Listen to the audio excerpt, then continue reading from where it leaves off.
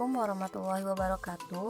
Kami dari kelompok 4 akan menjelaskan mengenai SOP atau Standar Operasional Prosedur Keuangan pada UMKM Seblak Superhot. Sebelumnya saya akan menyebutkan anggota dari kelompok 4. Yang pertama ada Ayu Marcella, yang kedua ada Gina Aprilia, yang ketiga ada Safikah Supriyanto, yang keempat ada Sri Nur Oktavia, dan yang kelima ada Yayang Rizky.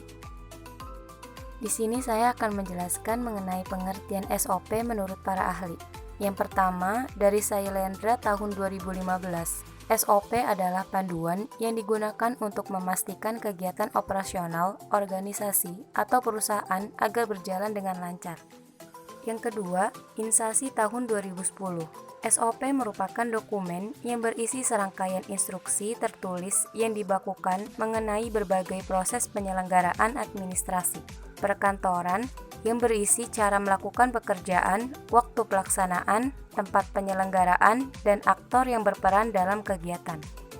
Yang ketiga, Mukijat tahun 2008. SOP adalah urutan langkah-langkah atau pelaksanaan pekerjaan, di mana pekerjaan tersebut dilakukan, bagaimana melakukannya, bila mana melakukannya, di mana melakukannya, dan siapa yang melakukannya.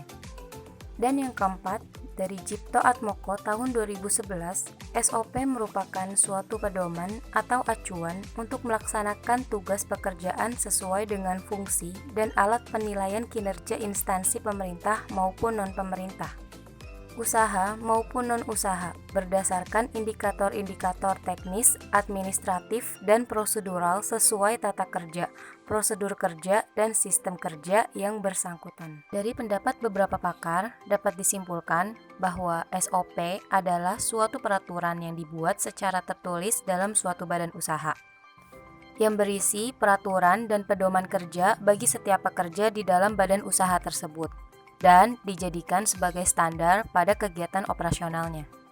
SOP juga dapat dikatakan sebagai sistem yang disusun untuk memudahkan, merapikan, dan menertibkan pekerjaan tersebut. SOP hadir dalam bentuk dokumen yang berkaitan dengan prosedur yang dilakukan secara kronologis untuk membantu menyelesaikan pekerjaan untuk memperoleh hasil kerja efektif dari pekerja dengan biaya serendah-rendahnya. Tujuan SOP antara lain, yang pertama, mengupayakan peningkatan kinerja karyawan. Yang kedua, salah satu cara menjamin kualitas produk bagi konsumen.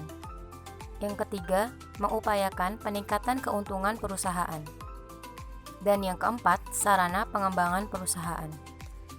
Manfaat SOP bagi organisasi. Menurut penjelasan Menteri Pendayagunaan Aparatur Negara, Permenpan Noper _21_M spasi PAN _11_2008, manfaat SOP secara umum bagi organisasi adalah: 1. Sebagai standarisasi cara yang dilakukan pegawai dalam menyelesaikan pekerjaan khusus, mengurangi kesalahan dan kelalaian. 2. SOP membantu staf menjadi lebih mandiri dan tidak tergantung pada intervensi manajemen, sehingga akan mengurangi keterlibatan pimpinan dalam pelaksanaan proses sehari-hari. Ketiga, meningkatkan akuntabilitas dengan mendokumentasikan tanggung jawab khusus dalam melaksanakan tugas. Keempat, menciptakan ukuran standar kinerja yang akan memberikan pegawai cara konkret untuk memperbaiki kinerja serta membantu mengevaluasi usaha yang telah dilakukan. Kelima, menciptakan bahan-bahan training yang dapat membantu pegawai baru untuk cepat melakukan tugasnya. 6. Menunjukkan kinerja bahwa organisasi efisien dan dikelola dengan baik. Ketujuh, menyediakan pedoman bagi setiap pegawai di unit pelayanan dalam melaksanakan pemberian pelayanan sehari-hari. 8. Menghindari tumpang tindih pelaksanaan tugas pemberian pelayanan. Kesembilan, membantu penelusuran terhadap kesalahan-kesalahan prosedural dalam memberikan pelayanan, menjamin proses pelayanan tetap berjalan dalam berbagai situasi. Manfaat memiliki SOP dalam bisnis. Pertama, keterbukaan informasi. SOP yang baik akan memberi orang semua informasi keselamatan, kesehatan, lingkungan, dan operasional yang diperlukan untuk melakukan pekerjaan dengan benar. Menempatkan nilai hanya pada produksi sementara mengabaikan keselamatan, kesehatan, dan lingkungan adalah beresiko dalam jangka panjang. Lebih baik melatih karyawan dalam semua aspek melakukan pekerjaan daripada menghadapi kecelakaan, denda, dan litigasi nanti. 2. Tetap konsisten. SOP juga akan memastikan bahwa operasi produksi dilakukan secara konsisten untuk menjaga kontrol kualitas proses dan produk. Konsumen dari individu hingga perusahaan menginginkan produk dengan kualitas dan spesifikasi yang konsisten. SOP menentukan langkah-langkah pekerjaan yang membantu menstandarkan produk dan karenanya kualitas. 3. Penyesuaian jadwal. SOP memastikan bahwa proses berlanjut tanpa gangguan dan diselesaikan sesuai jadwal yang ditentukan. Dengan mengikuti SOP, Anda membantu menghindari pemadaman proses yang disebabkan oleh kegagalan peralatan atau kerusakan fasilitas lainnya. 4. Mereduksi kegagalan. Untuk memastikan bahwa tidak ada kegagalan yang terjadi dalam pembuatan dan proses lain yang akan membahayakan siapapun di komunitas sekitar, SOP perlu dibuat. Mengikuti langkah-langkah kesehatan dan lingkungan akan memastikan terhadap resiko yang mengancam lingkungan sekitar dan membuat kemarahan masyarakat. 5. Kepatuhan terhadap hukum. SOP juga memastikan bahwa prosedur yang disetujui diikuti sesuai dengan peraturan perusahaan dan pemerintah. SOP yang ditulis dengan baik berkontribusi untuk memastikan bahwa peraturan pemerintah dipenuhi. Standarisasi juga menunjukkan niat baik perusahaan untuk beroperasi dengan benar. Kegagalan untuk menulis dan menggunakan SOP yang tepat hanya akan memberi sinyal kepada pemerintah bahwa bisnis Anda tidak serius tentang kepatuhan. Keenam, sebagai standar pelatihan. SOP juga berfungsi sebagai dokumen pelatihan untuk manajemen lain dalam mengetahui proses pembuatan SOP. SOP menyeluruh dapat digunakan sebagai dasar untuk memberikan pelatihan standar bagi karyawan yang baru dalam pekerjaan tertentu dan bagi mereka yang membutuhkan pelatihan ulang. Manfaat memiliki SOP dalam bisnis. Yang pertama, peningkatan keterampilan kerja. Standarisasi berfungsi sebagai daftar periksa untuk rekan kerja yang mengamati kinerja untuk memperkuat kinerja yang tepat. Kedua, membantu auditor manajemen. SOP nantinya juga berfungsi sebagai daftar periksa untuk auditor. SOP harus berfungsi sebagai dasar yang kuat ketika mengembangkan daftar periksa audit terperinci. Ketiga, sebagai dokumen untuk improvisasi alur kerja. SOP bertindak sebagai catatan sejarah tentang bagaimana, mengapa, dan kapan langkah-langkah dalam proses yang ada. Dan yang keempat, pertimbangan untuk memperbaiki keadaan. SOP juga bertindak sebagai penjelasan tentang langkah-langkah dalam proses peninjauan dalam investigasi kecelakaan. Contoh SOP dalam divisi perusahaan. Yang pertama, produksi atau operasi. 1. Membuat langkah-langkah lini produksi. 2. Standar perawatan, peralatan, prosedur inspeksi. 3. Cara pelatihan karyawan baru. Kedua, keuangan dan administrasi. 1. Cara pengelolaan piutang dagang, proses penagihan dan pembayaran. Kedua, pengelolaan proses hutang dagang, memaksimalkan arus kas sambil memenuhi semua tenggat waktu pembayaran. Ketiga, pemasaran, penjualan, dan layanan pelanggan. 1. Aturan persetujuan komunikasi eksternal. 2. Cara untuk melakukan persiapan penawaran harga. 3. Standarisasi proses pengiriman layanan termasuk waktu respon. 4. Aturan garansi, pengembalian uang atau kebijakan pertukaran. Kelima, aturan dan cara pengakuan atau penyelesaian keluhan, komentar, dan saran pelanggan. Dan yang keempat, memperkerjakan staf. Yang 1. Deskripsi pekerjaan. 2. Kebijakan orientasi dan pelatihan karyawan. 3. Daftar tindakan korektif dan disiplin. 4. Pengelolaan ulasan kinerja. 5. Aturan penggunaan internet dan media sosial untuk tujuan bisnis. Cara membuat SOP. 1. Membuat susunan kerja. Mintalah pada seluruh manajer atau kepala bagian dalam perusahaan agar berbicara dengan bawahannya untuk menentukan hal-hal apa yang harus dibahas dalam SOP. 2. Merencanakan alur proses dengan cara menentukan format, menyetujui format, dan membuat template, menetapkan alur proses, menentukan bagaimana SOP tersebut akan diakses. 3. Lakukan wawancara. Melakukan wawancara terhadap karyawan untuk mengetahui apa saja aktivitas harian mereka dalam pekerjaan dan bagaimana mereka bekerja. 4. Tulis, bahas, dan sosialisasikan setelah melakukan wawancara dan memeriksa dokumen tata laksana kerja. Maka perusahaan mulai bisa menulis SOP, membahas kembali dengan pihak-pihak terkait, dan melihat apakah masih ada kesenjangan peraturan antara pihak pegawai dan perusahaan. Apabila sudah ada kesepakatan, maka sudah bisa mulai disosialisasikan. 5. Pelatihan setelah disepakati dan disosialisasikan.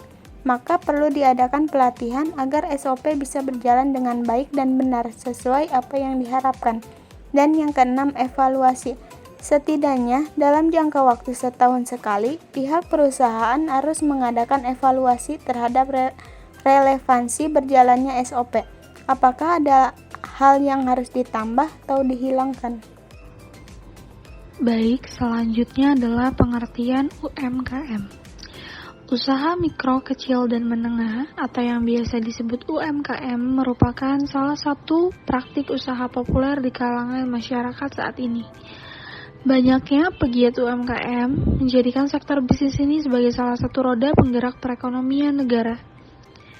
UMKM adalah kegiatan usaha atau bisnis yang dijalankan oleh individu, rumah tangga, maupun badan usaha kecil.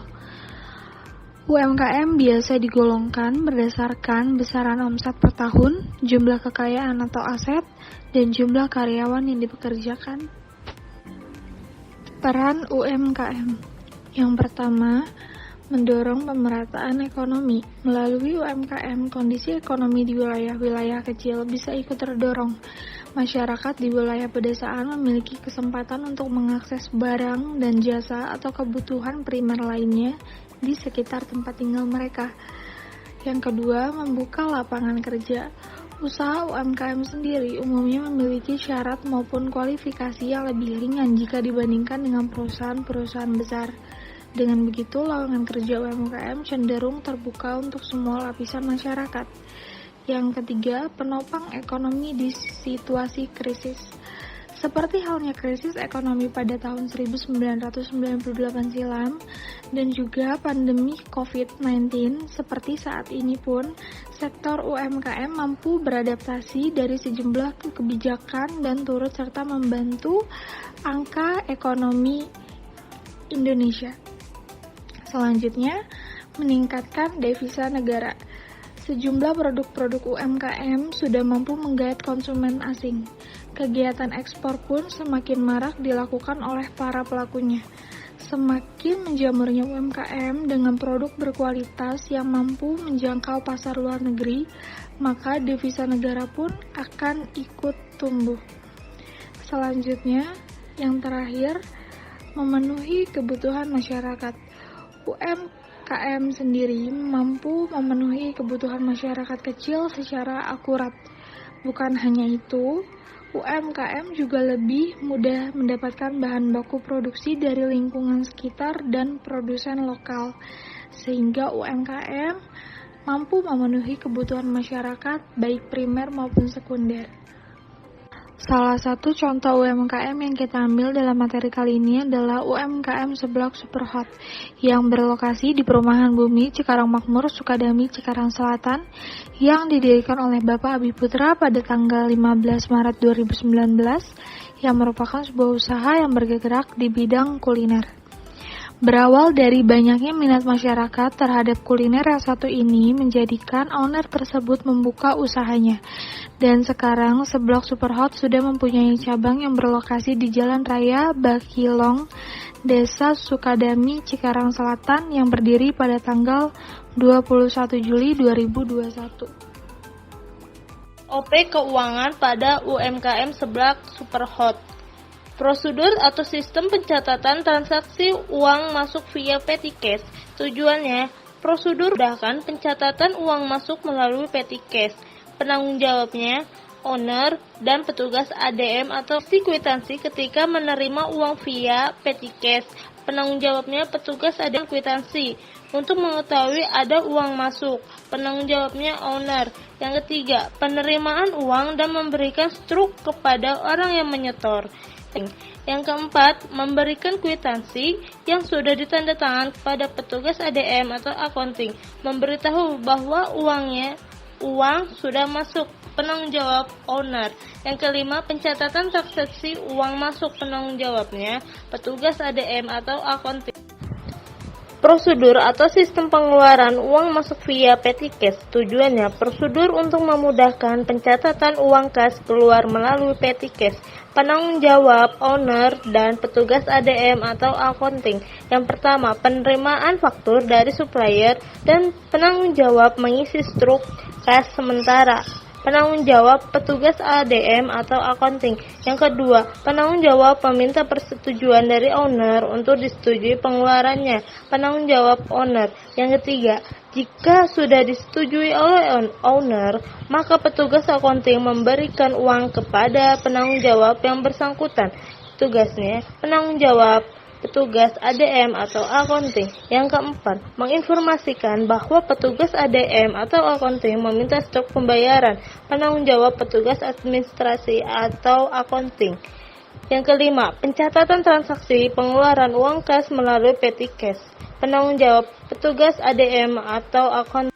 Prosedur atau sistem pembayaran upah karyawan. Tujuan prosedur pencatatan dalam pembayaran upah karyawan, penanggung jawab owner dan petugas ADM atau accounting. Yang pertama, mengisi kwitansi kas keluar dengan untuk memeriksa atau menghitung upah karyawan berdasarkan kehadiran dan bonus, penanggung jawab petugas ADM atau accounting. Yang kedua, tanda tangan owner untuk bukti pencairan upah karyawan, penanggung jawab owner. Yang ketiga, pembayaran upah melalui cash, penanggung jawab owner. Yang keempat, pencatatan transaksi pembayaran upah karyawan, penanggung jawab petugas ADM atau